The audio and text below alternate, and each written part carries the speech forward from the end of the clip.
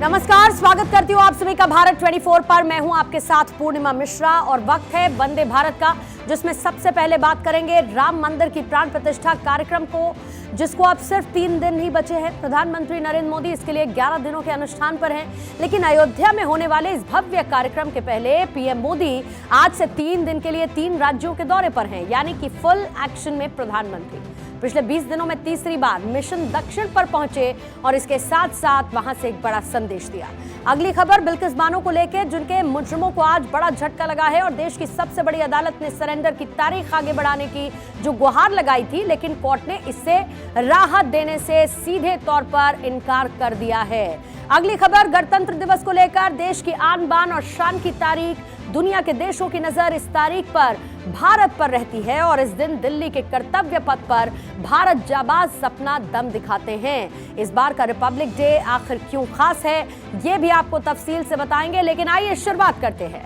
2 दिन पहले प्रधानमंत्री नरेंद्र मोदी आंध्र प्रदेश और केरल में मौजूद थे, यानी कि दक्षिणी राज्य में मौजूद थे, और आज एक बार फिर से मिशन साउथ पर है। 3 दिन तक पीएम मोदी दक्षिणी राज्य में रहेंगे और पीएम मोदी ने मिशन 2024 का मोर्चा कुछ इस तरह से संभाला हुआ है। पीएम एक्शन मोड में है। पीएम मोदी ने एक दिन में 3 राज्यों का दौरा किया।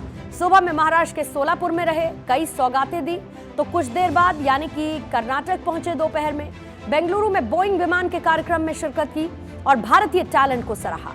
शाम होते होते तमिलनाडु पहुंचे। अगले 2 दिन तक यहां एक्शन में रहेंगे। दक्षिणी राज्य तमिलनाडु में पीएम मोदी ने पहले रोड शो किया, फिर खेल इंडिया यूथ गेम्स का उद्घाटन किया।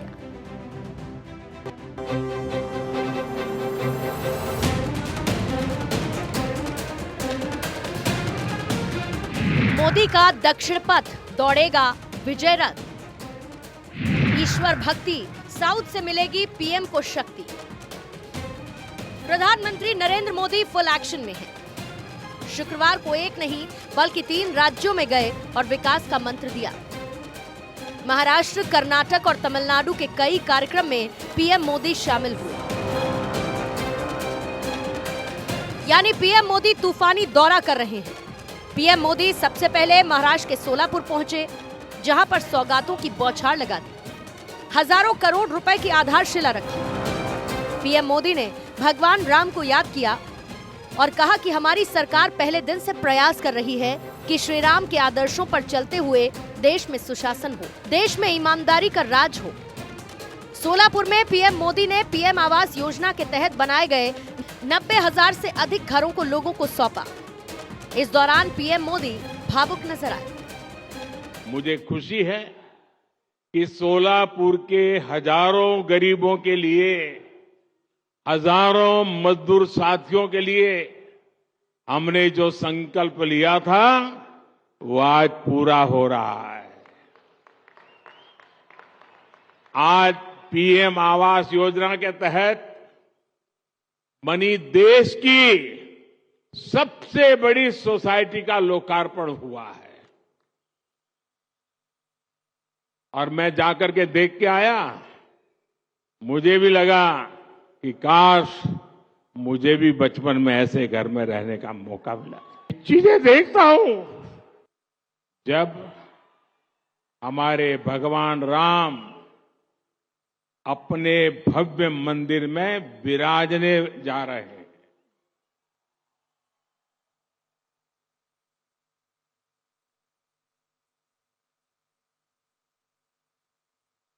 हम सब ने आराध्य के दर्शन टेंट में करने की दशकों पुरानी पीड़ा अब दूर होने जा रही है। राम मंदिर की प्राण प्रतिष्ठा कार्यक्रम को अब दिन ही शेष है। प्रधानमंत्री नरेंद्र मोदी इसके लिए 11 दिनों के अनुष्ठान पर हैं, लेकिन अयोध्या में होने वाले इस भव्य कार्यक्रम के पहले प्रधानमंत्री मोदी शुक्रवार को 3 राज्यों का दौरा कर रहे हैं। सोलापुर के बाद पीएम मोदी बेंगलुरु पहुंचे और वहां पर उन्होंने दिग्गज अमेरिकी विमान कंपनी बोइंग के ग्लोबल टेक्नोलॉजी सेंटर कैंपस का उद्घाटन किया। इस मौके पर उन्होंने कहा कि इस कैंपस से भारतीय टैलेंट में दुनिया का विश्वास बढ़ेगा। हमारी एयरलाइंस ने सैकड़ों नए एयरक्राफ्ट का ऑर्डर दिया है। यानी भारत दुनिया के एविएशन मार्केट को एक नई ऊर्जा देने जा रहा है। पीएम मोदी मिशन दक्षिण के लिए जुटे हैं। 20 दिन के अंदर तीसरी बार साउथ पहुंचे। प्रधानमंत्री मोदी तीनों बार दक्षिण के मंदिरों में गए, पूजा पाठ की और अब एक बार फिर से मंदिर जाने वाले हैं। तमिलनाडु के रंगनाथन स्वामी मंदिर और रामेश्वरम स्वामी मंदिर जाएंगे और पूजा अर्चना करेंगे। बीजेपी के लिए दक्षिण पथ काफी अहम है क्योंकि यहां पर लोकसभा की 130 सीटें हैं और 2019 में बीजेपी को महज 29 सीटें मिली थी। ऐसे में बीजेपी मिशन साउथ के जरिए सीटों के इजाफे में जुटी है क्योंकि बीजेपी जानती है कि 400 पार जाना है तो साउथ को पूरी तरह से साधना पड़ेगा। Bureau report, Bharat 24। तो अपने दौरे के दौरान प्रधानमंत्री मोदी जहां पर दक्षिणी राज्यों को तोहफा दे रहे हैं तो मंदिर में जाकर पूजा अर्चना कर रहे हैं। एक बार फिर से मंदिर में दर्शन करेंगे। अगले 2 दिन में तमिलनाडु के कई मंदिरों में जाएंगे और पूजा अर्चना भी करने वाले हैं। आज प्रधानमंत्री का क्या कार्यक्रम रहा, तफसील से समझिए। प्रधानमंत्री मोदी महाराष्ट्र, कर्नाटक और चेन्नई के दौरे पर हैं। महाराष्ट्र के सोलापुर में आज 8 अमृत परियोजनाओं की आधारशिला रखी और उसके बाद पीएम मोदी बेंगलुरु पहुंचे जहां अमेरिकी विमान कंपनी बोइंग के ग्लोबल टेक्नोलॉजी सेंटर कैंपस का उद्घाटन किया। इस दौरान बोइंग सुकन्या कार्यक्रम की लॉन्चिंग की गई और उसके बाद प्रधानमंत्री मोदी चेन्नई पहुंचे जहां पर उन्होंने रोड शो किया और फिर खेलो इंडिया यूथ गेम्स 2023 का उद्घाटन भी उनकी तरफ से किया गया है। 20 जनवरी को प्रधानमंत्री मोदी चेन्नई के तिरुचिरापल्ली में रंगनाथन स्वामी मंदिर भी जाएंगे जहां पर वो कंब रामायण के छंदों का पाठ भी सुनेंगे। इसके बाद रामेश्वरम स्वामी मंदिर में दर्शन करेंगे। रामेश्वरम स्वामी मंदिर में 8 भाषाओं में राम कथा सुनेंगे और फिर भजन संध्या में शामिल होंगे। 21 जनवरी को धनुषकोडी के मंदिर में पूजा उनकी तरफ से की जाएगी और ये प्रधानमंत्री मोदी का कार्यक्रम या फिर ये कह लीजिए कि दक्षिण को साधने की कोशिश विकास की योजनाओं के साथ और इसके साथ मंदिर मंदिर दौरे के साथ। अगली खबर का ये रुख करते हैं। देश हर साल की तरह इस बार भी 26 जनवरी 2024 के दिन दिल्ली के कर्तव्य पथ पर अपना गणतंत्र दिवस मनाएगा। गणतंत्र दिवस की तैयारियां की जा रही हैं। सेना के सभी विंग लगातार गणतंत्र दिवस परेड के लिए अभ्यास कर रहे हैं। लेकिन इस बार का गणतंत्र दिवस खास होने वाला है क्योंकि इंडियन एयरफोर्स के 51 एयरक्राफ्ट अपना जौहर दिखाएंगे।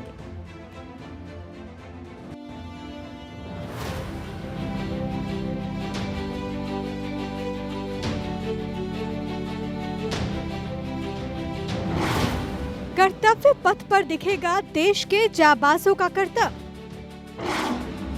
गणतंत्र दिवस परेड की तैयारी में जुटे वीर जवान।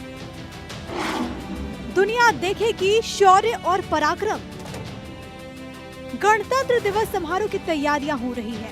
ठीक अगले शुक्रवार को देश गणतंत्र दिवस समारोह मनाएगा और उसके लिए दिल्ली के कर्तव्य पथ पर रिहर्सल जारी है। कर्तव्य पथ पर सेना की टुकड़ियां मार्चिंग परेड में हिस्सा ले रही हैं। इस बार फ्लाई पास्ट में वायुसेना का दम दिखेगा। रिपब्लिक डे पर दिखेगा इंडियन एयरफोर्स का दम। समारोह में 51 एयरक्राफ्ट लेंगे हिस्सा। 51 में से 29 लड़ाकू विमान, 8 परिवहन और 13 हेलीकॉप्टर शामिल।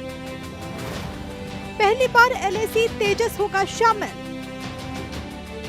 4 एयरक्राफ्ट तेजस फॉर्मेशन में भरेंगे उड़ान। 1 डकोटा और 2 डोनियर एयरक्राफ्ट टैंगोल फॉर्मेशन में उड़ान भरेंगे। परेड में पहली बार C-295 एयरक्राफ्ट शामिल। इस बार का गणतंत्र दिवस परेड खास होने वाला है क्योंकि कर्तव्य पथ पर महिलाओं की भागीदारी अच्छी खासी दिखेगी।